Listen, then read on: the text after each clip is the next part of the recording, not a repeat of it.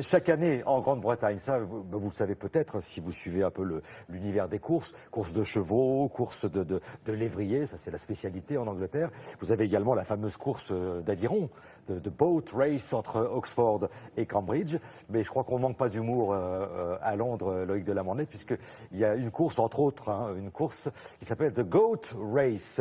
Et en fait, c'est une course de chèvres. Et il semblerait, Loïc, bonjour Loïc, que toutes ces courses, y compris celles dont on va parler, sont très prisées par l'espèce de jet-set britannique et même par la famille royale. Absolument, Thierry, vous avez raison. Alors, il y a les courses de lévriers, il y a effectivement les courses de chevaux. Dans quelques jours vont s'ouvrir les fameuses courses d'Ascot. C'est un concours hippique extrêmement réputé ici, réputé aussi pour les concours de chapeaux des spectatrices. Et c'est un concours tellement sélect que la reine en personne, Elisabeth, y vient chaque année. L'an dernier, exceptionnel, justement, la reine Elisabeth a remporté cette course via son cheval. C'était la première fois que le cheval d'un monarque gagnait cette course en 207 ans. Et puis, il y a donc cette course d'aviron entre Oxford et Cambridge. Elle vient d'avoir lieu il y a quelques jours. Elle est extrêmement réputée ici. Mais vous l'avez dit, certains Anglais en ont un petit peu assez de ces courses bon chic, bon genre. Alors, comme ils ont beaucoup d'humour, certains d'entre eux ont joué la contre-programmation en inventant des courses complètement loufoques, comme vous allez le voir dans ce reportage que nous avons réalisé avec Christophe Aubert et Rebecca Schöner.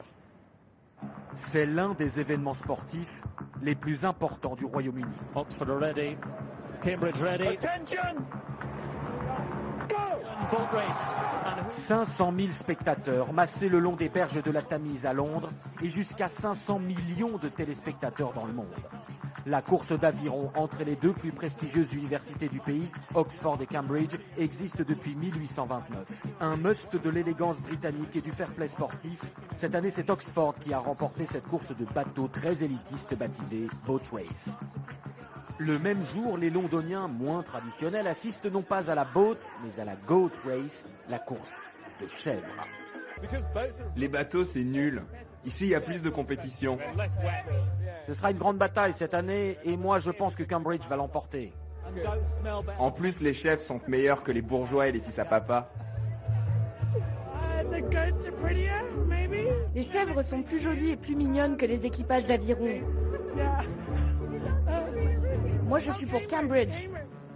Cambridge, c'est elle, avec le nœud bleu. Devant, voici Oxford. La troisième chèvre est baptisée et 3 petites viquettes pour une course homérique entre Oxford et Cambridge. Et c'est parti.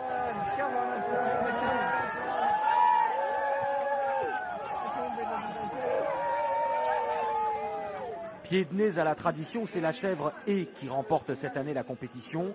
En matière de loufoque, les Anglais ne s'arrêtent pas là. Voici les courses d'escargots.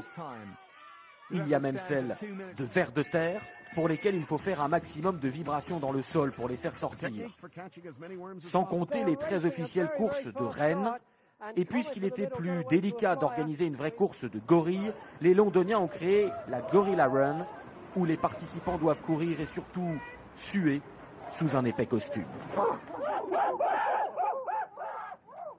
Bon, pour les courses d'escargots, prévoyez le week-end, voire même une bonne semaine. Bon, Loïc, pour revenir à la course d'aviron entre Oxford et Cambridge, on a affaire à des étudiants ou à des professionnels ? Alors, j'allais dire un petit peu des deux. Ce sont de vrais étudiants. Il faut absolument donc être étudiant dans l'une des deux universités les plus prestigieuses du pays, Oxford ou Cambridge, et c'est très difficile d'y rentrer.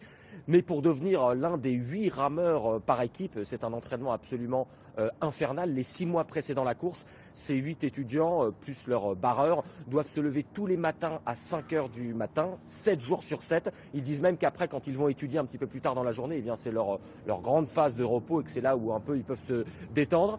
Mais effectivement, certains d'entre eux vont devenir tellement bons qu'ils vont devenir professionnels. Il y a déjà eu plusieurs champions olympiques qui ont succédé à cette course. À noter juste que l'un des derniers étudiants célèbres à avoir participé à cette course d'aviron, eh bien c'est Hugh Laurie, le célèbre acteur de Dr House que connaissent sans doute nos téléspectateurs. Il avait participé à cette course et puis il a perdu. Il représentait Cambridge, mais il en est quand même très fier. Merci beaucoup Loïc, bonne journée. Ne vous laissez pas gagner par le monde des courses, soyez prudents. Merci, à bientôt.